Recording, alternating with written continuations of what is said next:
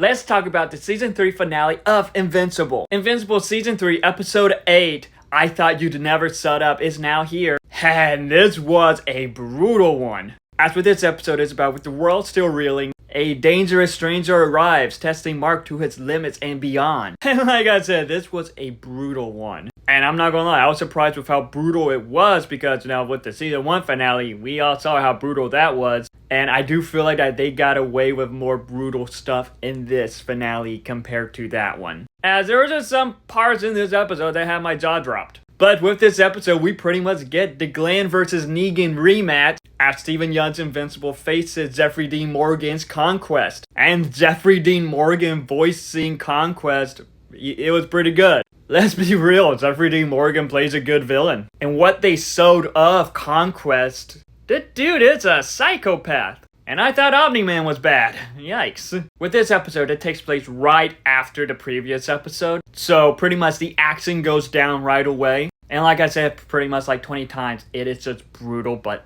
epic. Like with this episode, we do get some great Mark and Eve moments, Mark and Oliver moments. And one thing that has been interesting so far is Mark's in the blue suit, as it is somewhat similar to Peter in the symbiote suit, where we're pretty much seeing a bit more of like the darkness of Mark coming out in a way. And I think that this episode does very well with that. And with this episode seeing Mark be pushed to his limits, let's just say that shit definitely went down in this.